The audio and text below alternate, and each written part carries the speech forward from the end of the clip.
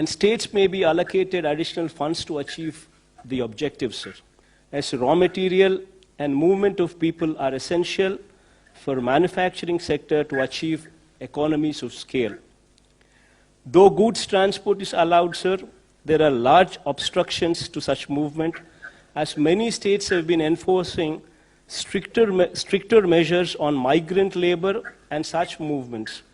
Already my state has suffered heavily as manufacturing has come to a standstill and agriculture is not able to market the producer, as markets across and the retail trade across the country are closed down, and we being net surplus in most of the agricultural commodities are facing the brunt, sir.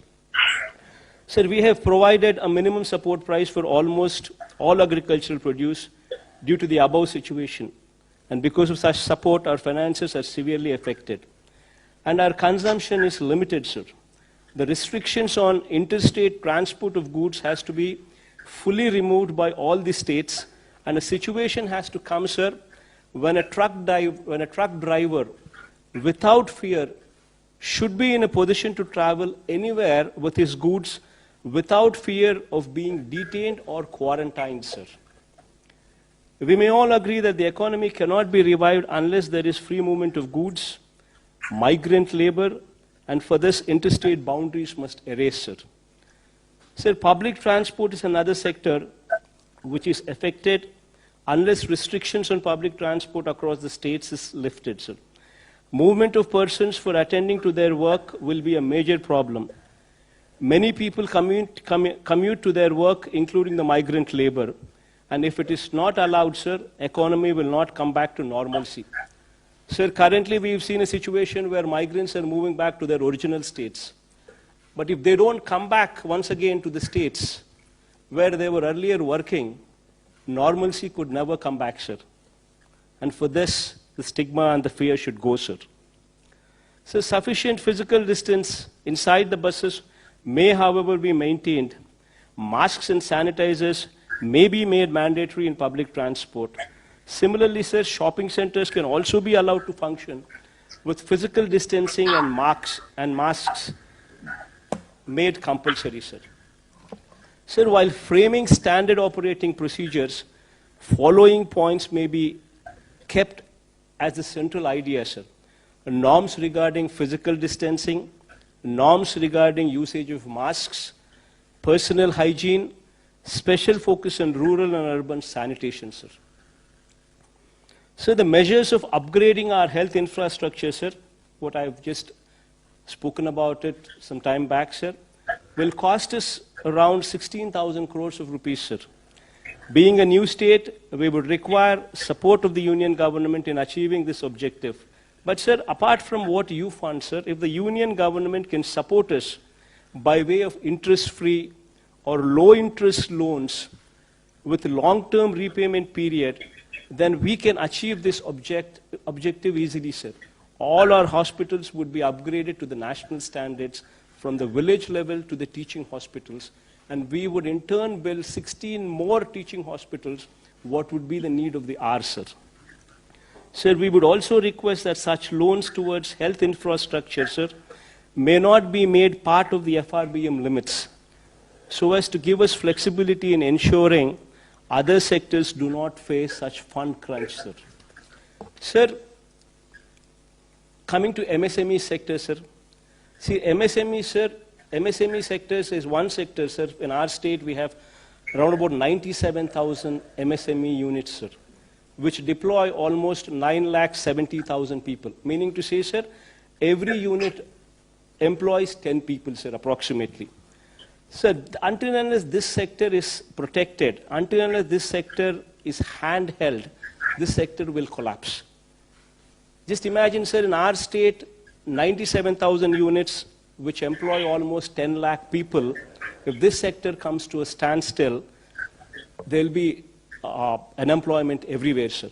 So my suggestion, sir, if for your consideration connected to MSME, sir, for 6 months, sir, for 2 quarters, if you can handhold this sector, maybe, every MSME unit has 10 employees in it, sir. Maybe 10,000 rupees per employee for maybe 6 months. will take care of at least 30 to 40% of their salary requirements without having to retrench anybody, sir. Otherwise, people would be just forced to remove them from jobs. Maybe complete interest subvention for 6 months, sir. For 2 quarters will help the sector in a big way, sir. So as far as agriculture is concerned, sir, MSP is to be extended to more number of crops, including horticulture, sir. And procurement limits may be enhanced from the current 30% to at least 50%, sir, along with immediate opening up of wholesale and retail markets, sir. This goes a long way, sir. Sir, I would like to also state that our state finances have been severely affected, sir, which also requires your generous support. As, sir, if states are healthy, so are the people of the country, especially the downtrodden, sir. So this, by and large, is the conclusion, sir. I urge you to consider the above suggestions while relaxing the lockdown measures, as I have outlined above, to ensure all the citizens go back to their normal life and the symptomatic persons are handled by the health system through self-awareness so that the country gets back to the track, sir. Thank you, sir.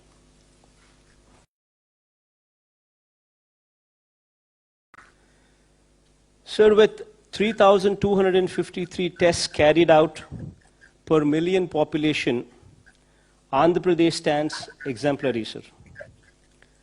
With 1.14% positivity rate, Andhra Pradesh has one of the least positivity rates in India, sir.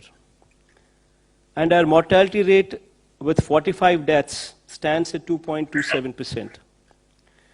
3 rounds of syndromic survey have already been completed in our state, and approximately 30,000 people have been identified as vulnerable by our volunteers, ASHA workers, and ANMs. And we have tested all these cases as well, sir.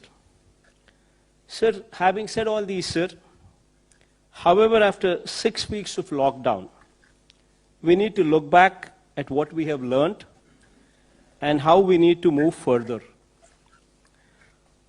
Sir, in my experience handling COVID response in my state, I strongly believe that, sir, first and foremost, if we need to get back to normalcy, the stigma over corona-positive persons has to end, sir. Until and unless this fear and this stigma ends, we will not move forward. Corona has been made into such a stigmatic subject that families with persons who are positive are facing severe problems of social ostracization, sir.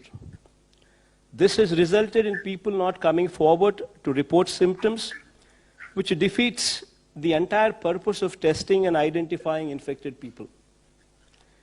The current containment strategy of demarcating an area as containment cluster and that of institutional quarantining may be re-examined, sir. And as we move towards a strategy of public awareness, self-reporting of symptoms, testing, treatment, and self-isolation, without fear or stigma, should come into the forefront, sir. If we can create awareness that 97% or 98% of the cases are curable, and only mild symptoms will occur in 85% of the cases, then stigma attached will go away, sir. So we need to make people prepare themselves to live with coronavirus till a vaccine is produced. Awareness on physical distancing, use of masks and hand sanitizers, and maintaining general hygiene needs priority in these times, sir. Sir, SOPs need to be evolved for workplaces, manufacturing units, and public places, including markets. Sir, people who have symptoms should be encouraged to come forward themselves for assessment, testing, and treatment without stigma or fear. This should be facilitated by notifying the assessment cum sample collection centers and COVID-19 hospitals. We may also provide access to telemedicine facilities and call center facilities to avail services for assessment and testing and treatment. High-risk persons need to be educated, made aware of the risks, and public should be explained about how to home isolate on their own, sir. Sir, physical containment strategy, which involves drawing of circles and circles and institutional quarantining, should also have an exit plan, sir. And the stigma should be done away with. So this fear and this stigma, which is compounded by high focus from media, sir, should now focus on confidence building and removing the stigma by driving the message that 95% of the people are cured and the disease is curable. Individuals would have to be empowered to take care of themselves and their family by right kind of messaging. This brings to the point that we require a major overhaul of the health system, sir.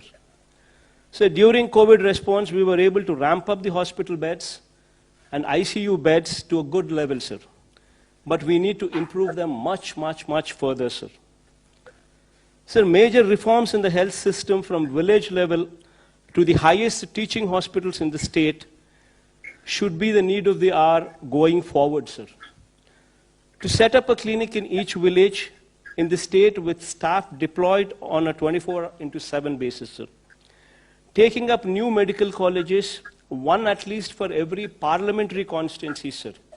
Sir, I'm just pressing on this point as parliamentary constituency because that is a more uniform figure, because every state has got different sizes of the districts, sir. So as to make the doctors and nurses available in adequate numbers, sir.